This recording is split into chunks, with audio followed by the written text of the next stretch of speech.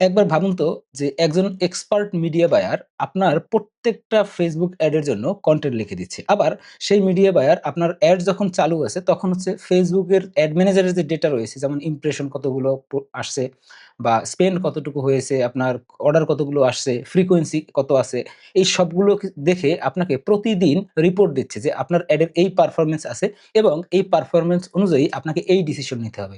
মানে হচ্ছে আপনার অ্যাডসটা কখন কিল করা লাগবে, কখন স্কেল করা লাগবে, কখন ক্রিয়েটিভ চেঞ্জ করা লাগবে, কখন হচ্ছে গিয়ে আপনার ল্যান্ডিং পেজের অফারে কোনো সমস্যা আছে কিনা সেগুলো চেক করতে হবে।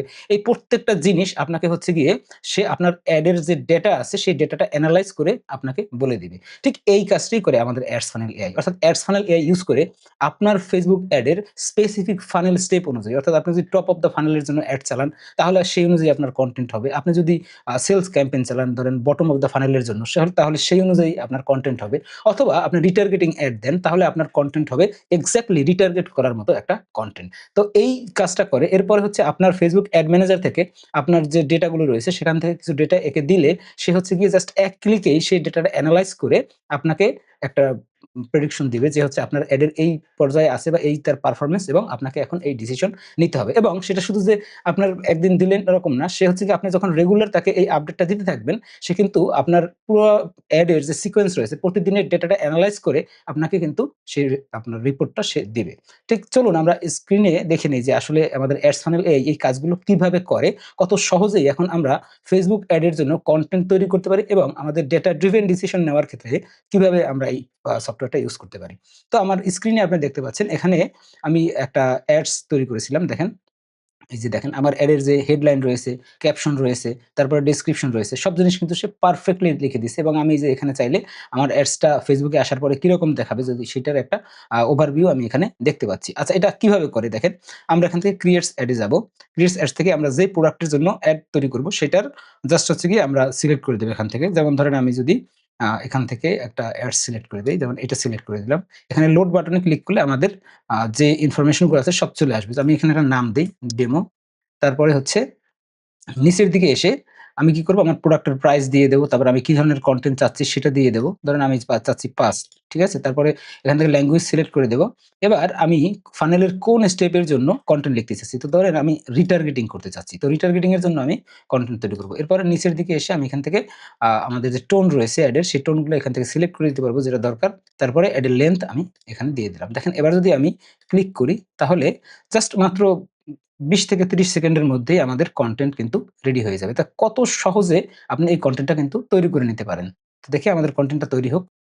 এই যে দেখেন, আমাদের কনটেন্ট কিন্তু চলে আসছে। দেখেন অ্যাডস ফানেল এআই তে অফারটি এখনো চলছে। ঠিক আছে? দেখছেন এটা কিন্তু রিটার্গেটিং এর জন্য করছি। তার মানে আমাদের অ্যাডস এই লোকগুলো আগে দেখেছে যার জন্য দেখেন সে হেডলাইনটা দিয়েছে যে অ্যাডস ফানেল এআই তে অফারটি এখনো চলছে। এবার Facebook অ্যাডে বাজেট খরচ হচ্ছে ঠিকই কিন্তু কিন্তু কাঙ্ক্ষিত সেল বা প্রফিট আসছে না। দেখেন সুন্দর করে কিন্তু সে একবারে লিখে দিছে আমাদের এই যে প্রোডাক্টটা সম্পর্কে এবং আমাদের এখানে যে অফার ছিল সেই অফারটিও কিন্তু সে দিয়ে দিছে এবং আমাদের যে অ্যাডের যে ডেসক্রিপশন লাগবে সেই ডেসক্রিপশনটাও কিন্তু এখানে চলে এসেছে। ঠিক আছে? তো এইভাবে করে আপনি স্পেসিফিক ফানেল স্টেপ অনুযায়ী কিন্তু আপনার কনটেন্টটা তৈরি করে নিতে পারেন। তো চলুন আমরা আমাদের যে অ্যাডস ডিসিশন এআই আছে সেটা কিভাবে কাজ করে দেখি।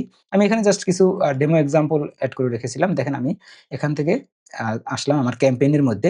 ক্যাম্পেইন এ এসেই দেখেন এই যে আমাদের কারেন্ট মেট্রিক্সটা কিন্তু দেখা যাচ্ছে। অর্থাৎ টোটাল স্পেন্ড কত, অর্ডার কতগুলো আসছে, ROS কত, তারপর হচ্ছে ডাটা উইন্ডো কত। তো ৪ দিনের ডেটা এর কাছে আছে এবং এখান থেকে আমাদের কি মেট্রিক্স গুলোও কিন্তু দেখা যাচ্ছে সিপিএ, সিটিআর, ঠিক আছে? সিআরভি, ঠিক আছে? সবকিছু এখানে আছে। আচ্ছা আমি এখন একটা রিপোর্ট চাই। তো রিপোর্ট চাওয়ার জন্য আমাকে কি করতে হবে? এখানে আমি ল্যাঙ্গুয়েজ সিলেক্ট করে দেব। দিয়ে এখানে গেট ডিসিশন এ ক্লিক করব। তো দেখবেন যে কয়েক সেকেন্ডের মধ্যেই ১০-২০ সেকেন্ড লাগবে। এর মধ্যে আমাদের ডিসিশনটা এখানে চলে আসবে। এই যে দেখেন আমাদের এডের ডিসিশনটা কিন্তু এবার চলে আসছে। দেখেন এখানে আমাদের কিছু ডেটা আছে। এই ডেটা অনুযায়ী সে বলছে যে হোয়াট দিস মিন? এই অ্যাডটির সিপিএ 2.05 আমাদের ব্রেক ইভেন সিপিএ 3.43 এর তুলনায় বেশ ভালো অবস্থায় আছে। অর্থাৎ প্রতি অর্ডারে আমরা লস করছি না। কিন্তু সমস্যা হলো ROS 1.5 যা টার্গেট 3.5 এর চেয়ে অনেক কম। অর্থাৎ আমরা তাকে টার্গেট দিয়ে দিয়েছিলাম যে আমাদের ROS যেন 3.5 হয়। এইভাবে আমরা চাচ্ছিলাম। কিন্তু সেটা যেহেতু আমাদের কম আসছে সেক্ষেত্রে সে কিন্তু বলে দিয়েছে যে এটা কম আছে বাট এডের পারফরম্যান্সটা কিন্তু ওভারঅল ভালো আছে। এখানে দেখেন সিটিআর এর কথা বলে দিছে 5.15% এবং ফ্রিকোয়েন্সি 03 নির্দেশ করে যে ক্রিয়েটিভিটি এখনো অডিয়েন্সের কাছে আকর্ষণীয় এবং ফেটিক সেট করেনি। অর্থাৎ আপনার ক্রিয়েটিভিটি এখনো কোনো সমস্যা নাই। কারণ ক্লিক থ্রু রেট ভালো আছে এবং ফ্রিকোয়েন্সিও কম আছে। সেইজন্য কিন্তু সে বলছে যে আপনার ক্রিয়েটিভটা ঠিক আছে। আচ্ছা, এবার রিকমেন্ডেশন কি দেখেন, একটি এখনই বন্ধ করার দরকার নেই কারণ সিপিএ প্রফিটেবল। তবে আরওএস ইমপ্রুভ করার জন্য প্রোডাক্ট বান্ডেলিং বা আপসেল অফার টেস্ট করুন যাতে এওভি বৃদ্ধি পায়। অর্থাৎ আমাদের এভারেজ অর্ডার ভ্যালু বৃদ্ধি করার জন্য সে আমাদেরকে পরামর্শ দিচ্ছে যে আপনার অ্যাড ঠিক আছে, অ্যাডে কোনো সমস্যা নাই।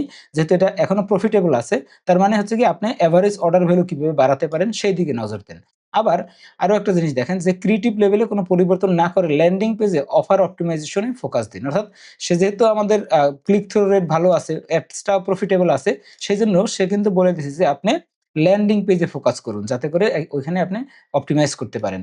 তো এরপরে দেখেন যেহেতু লাস্ট দিনে স্পেন্ড এবং অর্ডার দুটোই বেড়েছে তাই বাজেট হুট করে না বাড়িয়ে বর্তমান লেভেলে আরো ২-৩ দিন অর্ডার অবজার্ভ করা উচিত। দেখেন কত সুন্দর করে আমাদের এড এর জন্য স্পেসিফিক কি ডিসিশন নিতে হবে সেইটা কত ডিটেইলস ভাবে সে আমাদেরকে বলে দিছে। ঠিক আছে? তো এই জিনিসটা হচ্ছে গিয়ে এই অটোমেটেড প্রসেস এর মাধ্যমে আপনি যদি চান তাহলে অ্যাডস ফানেল এআই তে সাবস্ক্রাইব করে নিন। আপনার লাইফ টাইম লাইসেন্সটা নিয়ে নিন। আমরা হচ্ছে গিয়ে যে পরবর্তীতে যতগুলো আপডেট বা নতুন ফিচার আমাদের সফটওয়্যারের মধ্যে এড করব, সবকিছু কিন্তু আপনি পেয়ে যাবেন। আর আপনার এই ভিডিওর নিচে দেখবেন যে আরো কিছু ভিডিও আছে। আপনার যদি কোথাও কনফিউশন থাকে তাহলে সেই ভিডিওগুলো দেখে কিন্তু আপনি আরো বিস্তারিতভাবে আমাদের এই সফটওয়্যারটি সম্পর্কে জেনে নিতে পারেন। তো ধন্যবাদ।